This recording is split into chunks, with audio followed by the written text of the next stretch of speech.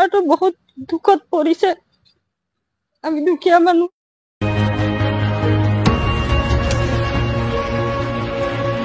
নমস্কাৰ, আপুনি চাবলৈ আৰম্ভ কৰিছে শোণিতপুৰ লাইভ। মই বৰ্তমান উপস্থিত আছো আগ্ৰিপামত।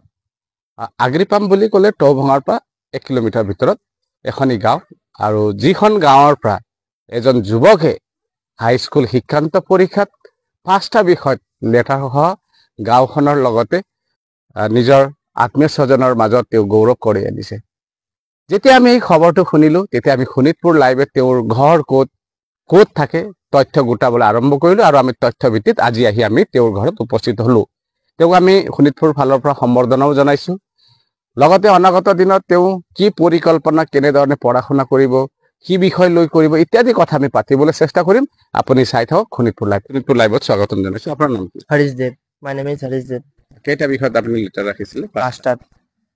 আপোনাৰ ঘৰ দেউতাৰ নাম? মোৰ ঘৰ টৌভঙা আগ্ৰিপামত। মোৰ দেউতাৰ নাম বিনন্দ দেৱ। আপুনি কোনটো একাডেমিৰ পৰা পঢ়িছিলে? Model academy সোণামুখত। সোণামুখৰ পৰা। কি বিষয়ত ভাল মাৰ্ক উঠাইছে? মই এইটো মেথছ এৰিটো চবতে লেটাৰ মাৰ্ক উঠাইছো। চবতে ন? সব মেথছত 2ৰ কাৰণে মানে পোৱা নাই। মানে নহলে 6টাতে লেটাৰ হলে তুমি দুটা 2 মাৰ্ক কম হৈছে। 78। আপুনি স্কুলখনৰ নাম কি ক'লে? Model academy Sonamukh. যুৱকজনে কৈছে যে তেওঁ 6টা বিষয়তে লেটাৰ হলেহেঁতেন, কিন্তু মেথছত 2 নম্বৰ কম হোৱাৰ কাৰণে তেওঁ 5টা বিষয়ত লেটাৰ ৰাখিছে। আৰু ভৱিষ্যতে তেওঁ কি কৰিব এই বিষয়ত আমি কথা পাতিম। আচ্ছা, এতিয়া আপুনি কিহত এডমিশ্যন ল'ব? এতিয়া মই বিশ্বনাথ চাইডত নহলে তেজপুৰ চাইডত যাব বিচাৰি আছো। কি বিষয়ত ল'ব? কমাৰ্চ। তোৰ এই সফলতা যেতিয়া হাইস্কুল শিক্ষান্ত পৰীক্ষাৰ ৰিজাল্ট ঘোষণা কৰিছিলে, তেতিয়া আপোনাৰ অনুভূতি কেনেকুৱা লাগিছিল আপোনাক? মইতো মানে কেতিয়াও ভাবিব পৰা নাই যে মোৰ ল'ৰাটো ইমান আগবাঢ়িব। মোৰ ল'ৰাটো বহুত দুখত পৰিছে। আমি দুখীয়া মানুহ, আৰু আমি একো পঢ়োৱা নাই। আমাৰ পঢ়াইছে মোৰ দেউতা, মা, ভাইটি, ভন্টি।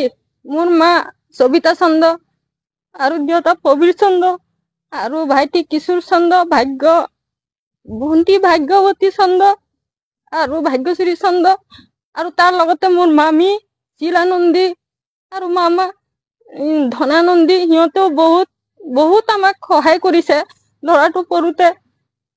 তাৰ লগতে ছাৰ কেইটাকো মই ধন্যবাদ দিওঁ। আজি মোৰ ল'ৰাটো ইমানটো আগবাঢ়িছো, যাতে চবে আশীৰ্বাদ দিয়ে যে মোৰ ল'ৰাটো আগতীয়া ভাল নাম উজ্জ্বল কৰে। আপোনাৰ একমাত্ৰ ল'ৰা নেকি এইজন? নহয়, মোৰ 2জন ল'ৰা। আৰু এজনে কি কৰে? আৰু এজন সৰু আছে, আপোনাৰ 2 বছৰ হৈছে। এইজন আপোনাৰ ডাঙৰ ল'ৰা? ডাঙৰ ল'ৰা। আৰু এটা মোৰ বাইদেউ এটা আছিলে, এইটো মোক বহুত সহায় কৰিছিলে। মোৰ ল'ৰাটোৰ এডমিশ্যনৰ সময়ত মই বহুত কান্দিছো, আৰু তেতিয়া ইও মোক বহুত সহায় কৰিছে। আৰু মোৰ ভাই ভন্টি, মোৰ দেউতাটো বহুত মানে তাক পঢ়াই মেট্ৰিক দিলে, তাৰ ৰিজাল্ট শুনিব নোৱাৰিলে, মোৰ দেউতা ঢুকালে। আপোনালোকে কি কৰে? আমাৰ মালিকে বাহিৰত থাকে। হায়দৰাবাদত? নহয়, পুনে কাম কৰে। গৈছে, বেছি দিন হোৱা নাই, 2 মাহ মান হৈছে। দেউতাকে বেংগলোৰ, পুনেত থাকে, অৰ্থাৎ বাহিৰত কৰ্মৰত কৰে, আৰু পুত্ৰৰ এনে সফলতাত নিজৰ মাতৃৰ নকান্দাকে থাকিব পাৰে নেকি? এয়া আৱেগিক, এয়া সুখৰ চকুলো পানী। নিজৰ পুত্ৰই যেতিয়া ইমান এখনি গাঁৱৰ পৰা সফলতা অৰ্জন কৰিব, তেতিয়া মা দেউতা হৃদয়খন আৱেগিক হোৱা স্বাভাৱিক কথা। এই কথা আমিও বুজি পাওঁ, আপোনালোকেও যি খাব মন কৰে এইটোৱে খুৱাই আছিলে। পিছত ৰাতি আৰু আবেলি মানে পঢ়িবলৈ মানে কৈ আছিলে যে এতিয়া পঢ়িব পোৱা, আৰু এতিয়া আৰু এইবিলাক কৰিব নালাগে, এতিয়া ভালকে পঢ়। সেইটো কাৰণে মই আজি ইমান সফল হ'ব পাৰিছো।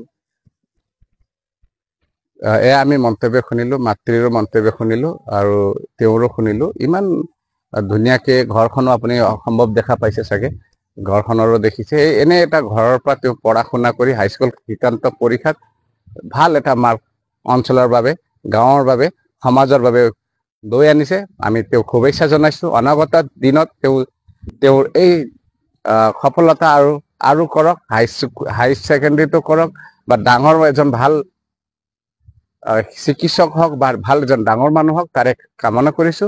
ইমান সময় ভিডিঅ' চাই থকাৰ কাৰণে শোণিতপুৰ লাইভ চাই থকা সমূহ দৰ্শকলৈ ধন্যবাদ জনাইছো। জয় আই অসম। উন্নত শিক্ষা লওক আৰু ধুনীয়াকৈ আমিও যিমান পাৰোঁ আমিও ছাপোৰ্ট কৰিম। ইন ফিউচাৰ ভালকৈ পঢ়ক, ওচৰতে আছে আৰু সেয়াই কামনা কৰোঁ ফিউচাৰটো ভাল হওক, ইমানে ক'ব বিচাৰোঁ। ধন্যবাদ।